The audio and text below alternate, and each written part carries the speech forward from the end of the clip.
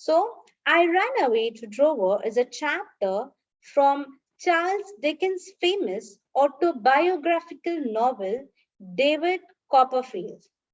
The novel features the character of David Copperfield and is written in the first person as a description of his life until middle age. So, before we begin this, let me ask you all about the genres. The genre of this particular prose is an autobiography, right? So, what do you know about autobiography? What is an autobiography? Do you all know what is an autobiography, children? Ma'am, yes, ma'am. Yes? Ma'am, when someone writes a story about his own life and Yes. Ma'am, About his own life. autography can we can tell that it's a type of book written by the same person about whom the book is about. Right. The character mentioned in the novel is the person himself who is writing, and in that he discusses all the events and incidents which are very important in his life or which had created an impact on his life. Right. Usually, an autobiography is written in a first person point of view. Okay. Always remember this. Autobiography is written in the person point of view, and that is why you have usually you have the pronouns like I, me, myself used in an autobiography. Now, what is the difference between an autobiography and biography? What is a biography? Who will let My me biography is a book that another person writes about another person, and autobiography is a book that a person writes about himself. right? Very good, Ma'am, an very good. autobiography is a first person and a biography is second person. Second person. Excellent. Excellent, Ananya. Excellent, Pita.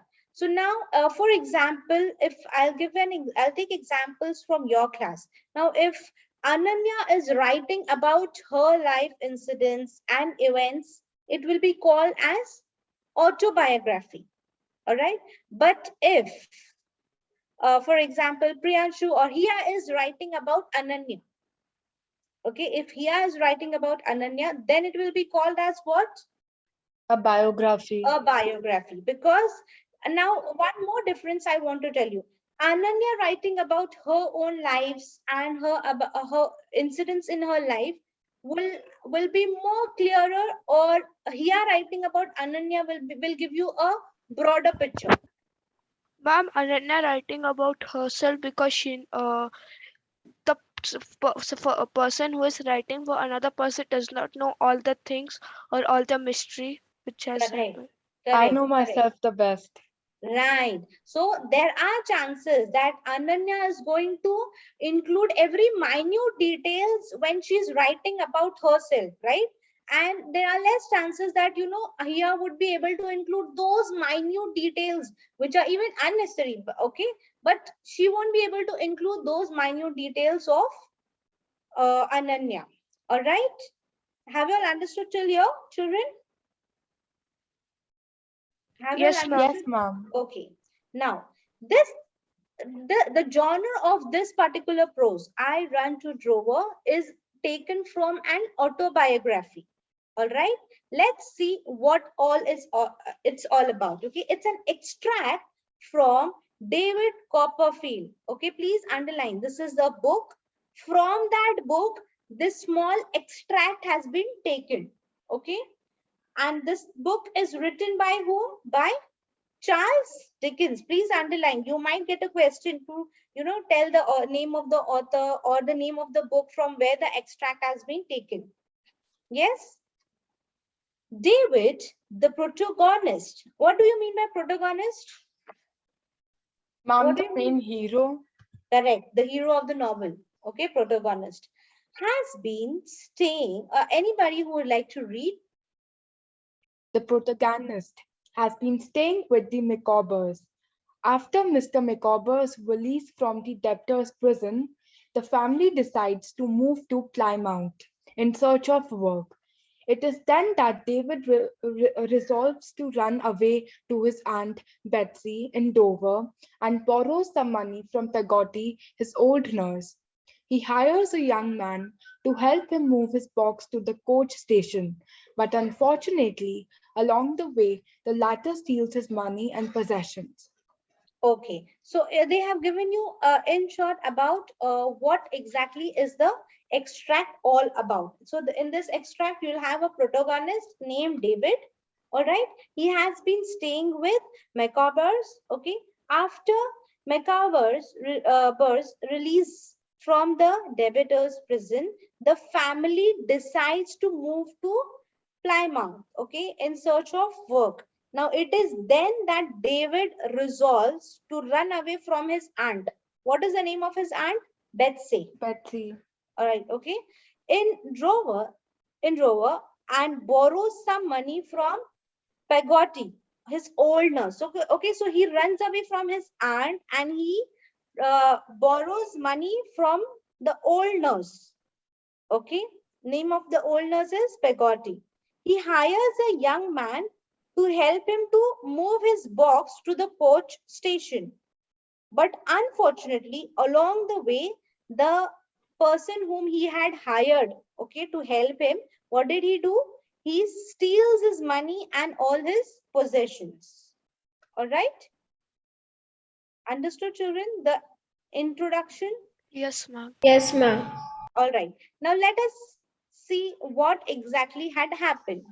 Ma'am, Yes, who would like to, Ananya, would you like to continue? Yes, ma'am. ma'am, I have a After question. Yes, Raj.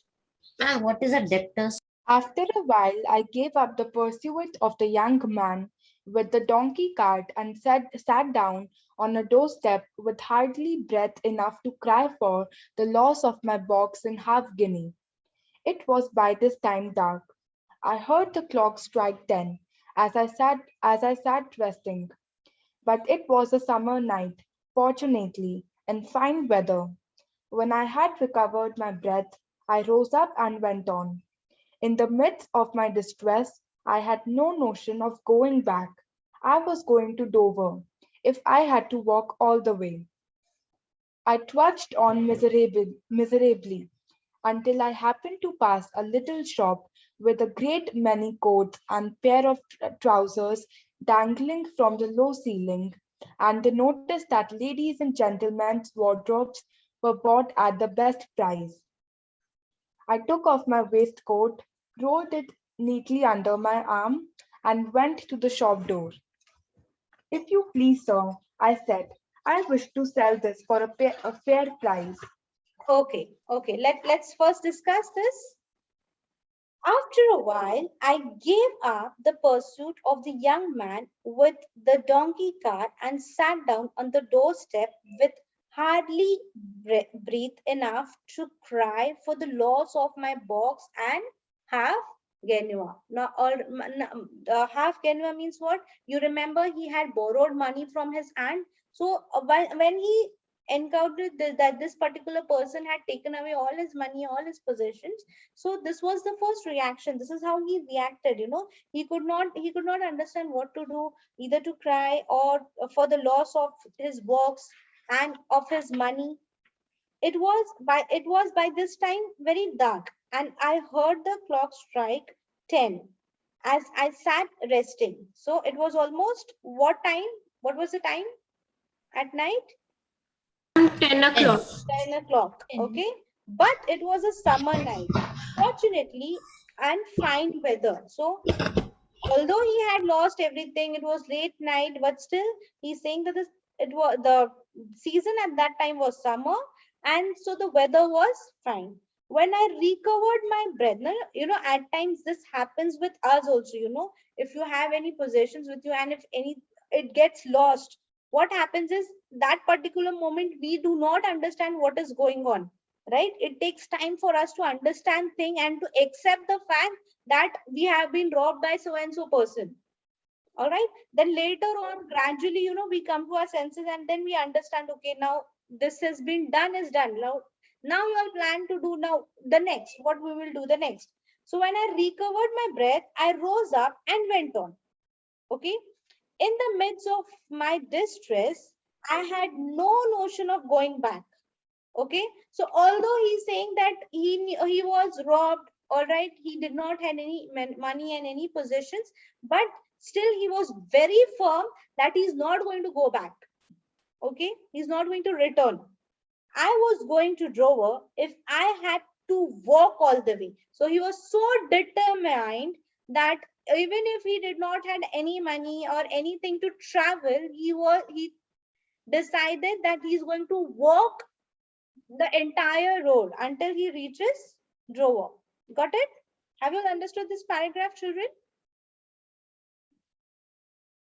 Did you all understand, children? Yes, ma'am. Yes, ma'am. Yes, ma'am. Okay. I trudged on miserably until I happened to pass a little shop with great many coats and pair of trousers dangling from a low ceiling, and a notice that ladies and gentlemen's wardrobes were bought at the best price. I took off my waistcoat, rolled it neatly under my arm, and went to the shop door. So when he was walking, see, now he was firm. When he got robbed, initially, it took time for him to understand things, to accept the fact that he's been robbed, and to, definitely, if anything gets robbed, you feel like crying, right? Later on, he came to his senses, and then he decided that, okay, he's going to walk even if he doesn't have money. Now, while he was walking, he came across a little shop. In that shop, there were lots of, coats and pairs of trousers which were dangling. And what was the note written over there? That ladies and gentlemen, wardrobes were bought at the best price. So what did he do? He took off his own waistcoat, rolled it under his arm, and then he went towards the shop door. Let's see what was his intention going to the shop, what he wanted to do. Okay, if you please, sir, I said, I wish to sell this for a fair price. So what was his intention, children? Why did he go to the shop? Ma'am, to sell the To coat sell his coat for money. Yeah, for so a fair that, price. yes, to sell his coat so that he gets some money, isn't it? Now he was in the situation where he hardly had any money.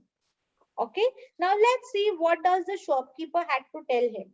Anybody else who would like to? Raj, will you read? Ma'am, can I? Ma'am, can I? Yes, read. Ma'am, I sure. Yeah, okay, read. No problem. Mr. Dolby. Dolby was the name of the shop door, at least. I spread the waistcoat on the counter, held it up against the light, looked at it carefully, and ultimately said, "What do you call a fair price now for this here little biscuit? Would 18 pence be?" I hinted after some hesitation. Mr. Dolby rolled it up again and gave it back. "I should rob myself blind," he said, "if I was to offer 9 pence for it."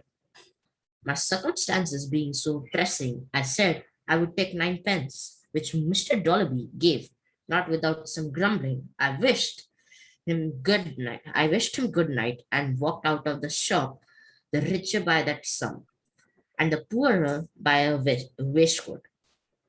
As I buttoned my jacket, I foresaw pretty clearly that my jacket would go next, and that I should deem myself lucky if I got to Dover in a shirt and a pair of trousers. Okay.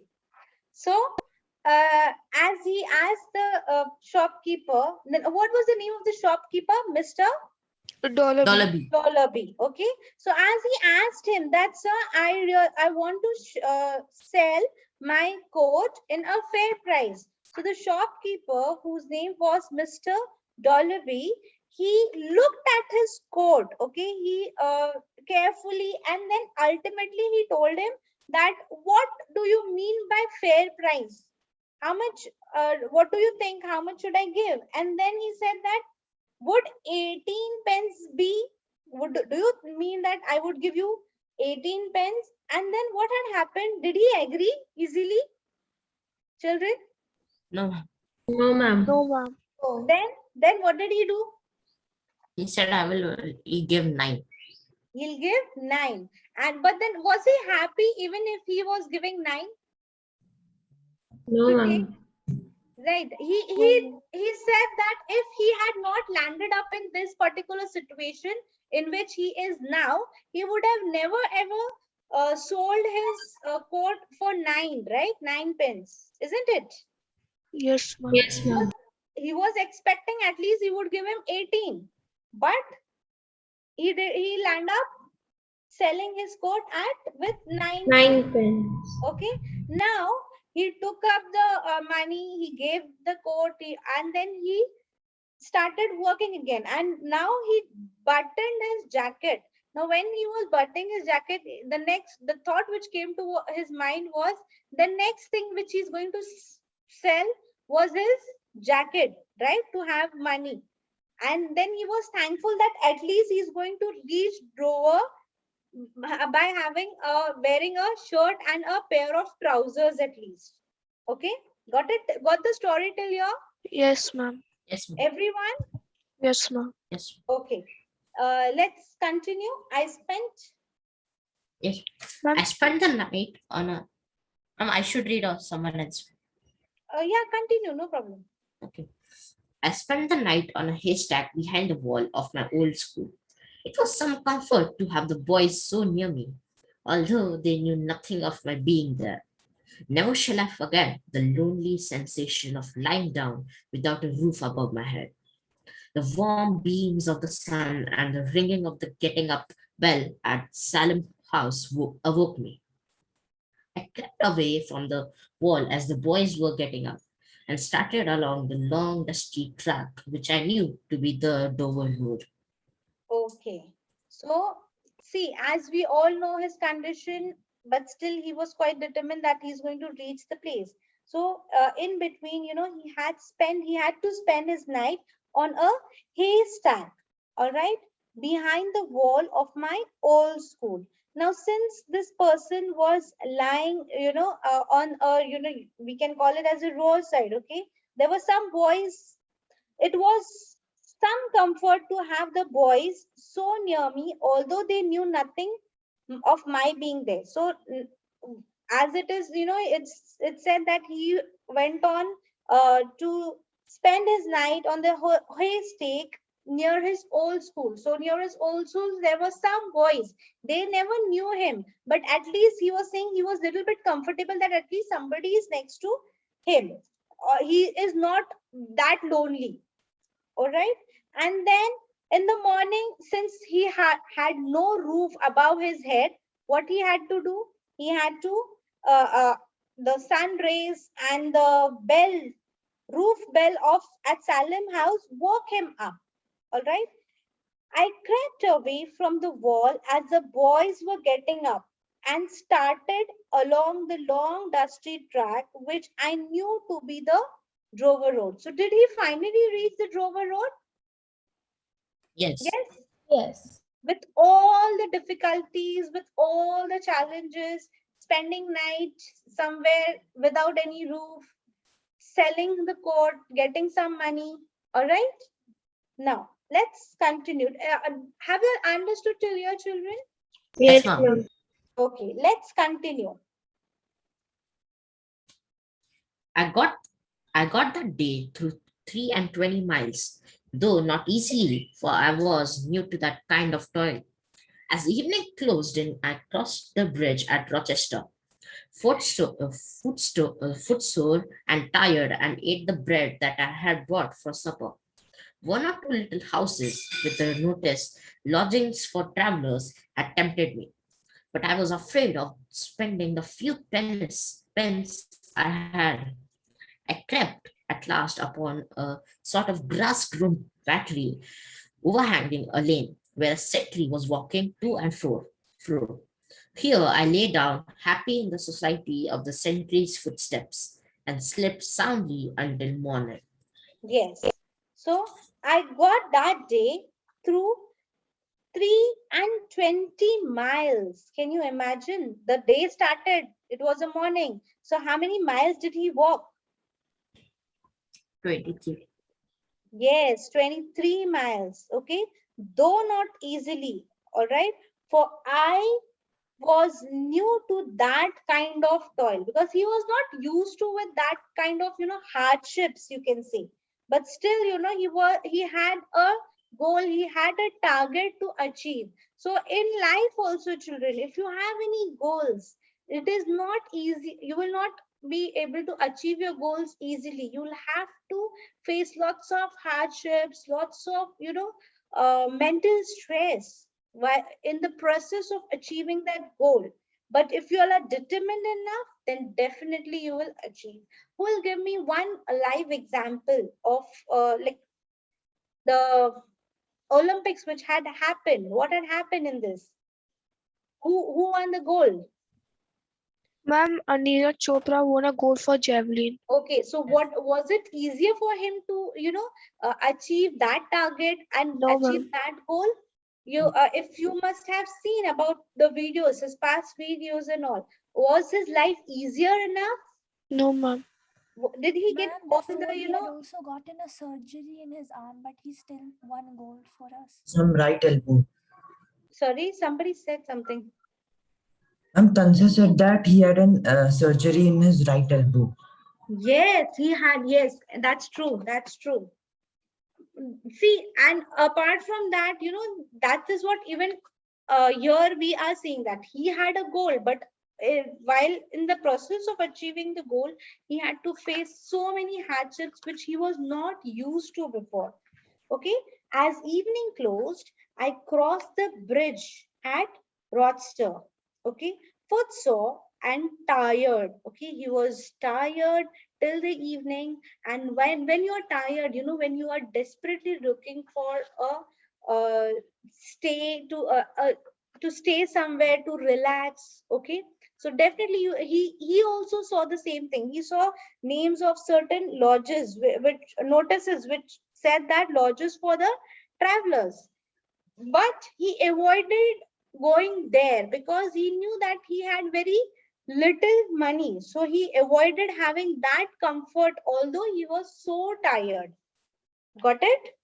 And it Yes, ma'am. tempted him to enter the lodge, or spend the money, enter the lodge and have some rest, or sleep in some in his comfort zone.